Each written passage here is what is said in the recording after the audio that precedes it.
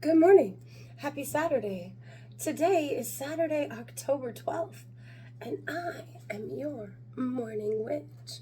And there are some things that I maybe feel like should have been said yesterday, so that's how we're going to start off today. You thought I was going to pause it, right? Normally I do. And then I thought, nah, I'm just going to keep going. Sorry. I always like to keep it new for you. Anywho, so yesterday we talked about using like the physical resources at our disposal for looking into our ancestors and learning about our ancestors so that we may properly honor our ancestors.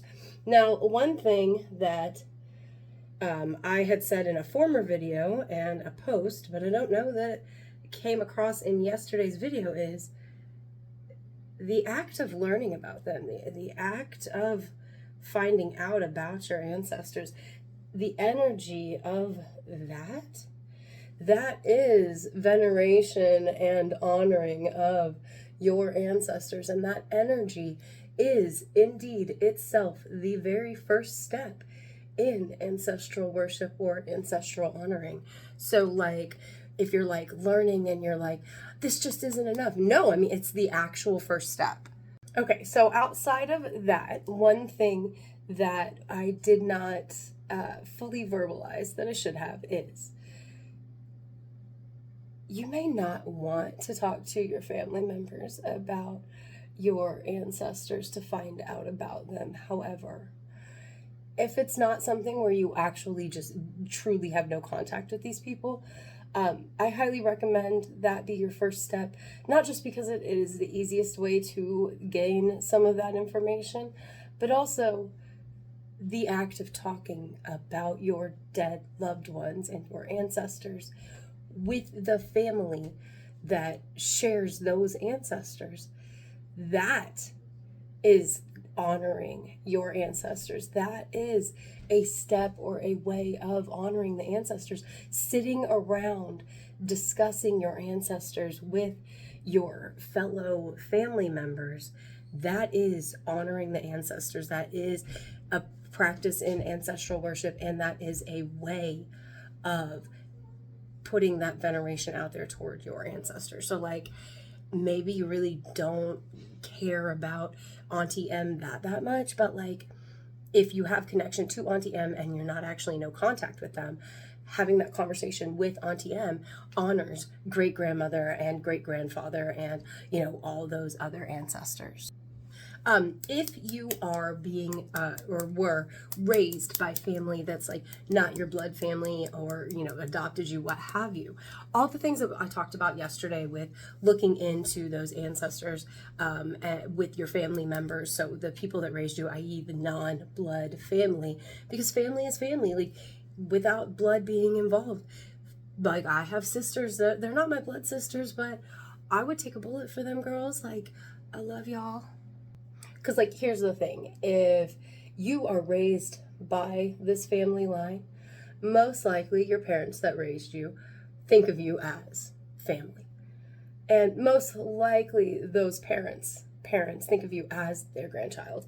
You know, most likely. Everything's different, and I'm not speaking to anybody specifically. I'm just trying to get this information across in understandable ways by using generalized terms, and, you know, take what works for you, leave what doesn't work. But anyway, these individuals that are raising you or are, you know, your family in this here and now, you know, they think of you as their family, right? And all the things that they're doing in raising you, you know, your parents, whether it's birth parents, blood related parents, or, you know, adoptive, foster, whatever, all the things that they do when raising you are affected by their parents, and all the things their parents did were affected by their parents' parents, and so forth, all the way back to the beginning. Okay? So from that standpoint, like, these great grandparents, like, they may not be your blood great grandparents, but they see you as the extension of their traditions and their ways making their way out into the world, because their descendants have chosen you to carry on the line, which means you are chosen to be a part of that family, which means you are part of that family, which means you can honor those ancestors if you feel more called to the family that raised you versus the blood family that created you. And it's perfectly acceptable. The last thing that I want to address in this vein of where to start and learning about your ancestors so that you may honor them as far as it pertains to like individuals versus regions is this. Yesterday we talked about the ways that you look into things, right? Talked about talking to family first and then moving outside of just the family with the information that we've gained to let the internet and other resources help us get further in our journey, right? Okay, so what if your parents are the only ones? What if they're the only ones that you have the information for, that you know the names and birth dates of? Your parents don't talk about their parents, or they don't know for some reason, whatever, and you're wanting to look back into it. Start with what you have. Your parents' names and birth dates are what you've got. Start with that information. Plug that information in. You will find who your parents are. On the internet, in this day and age, if you have specific information, like your parents' full name and date of birth, or, first and last name, like maiden name, if mother is the one in question here, but first and last name, and date of birth and the place they're born, you're going to find more information to go backward. Once you get that information about your grandparents by looking backward, you're going to be able to find their parents' information, and you'll be able to go back a fair bit away just with starting with your parents, as long as you have their name, their date of birth, and possibly the place in which they were born, just because these help narrow down to make sure that you're looking into the right person. So we're going to keep talking about honoring your ancestors, but I think today this is a good place to stop, and tomorrow we'll keep it up with other things. So thank you for joining me in this journey. If you have been looking to follow an ancestral path, I hope I've been very helpful. And if there are things that you want to have answered that I haven't covered yet, like maybe I'm already planning on covering them, maybe I'm not, but go ahead and tell me in the comments. That way I can make a plan for it.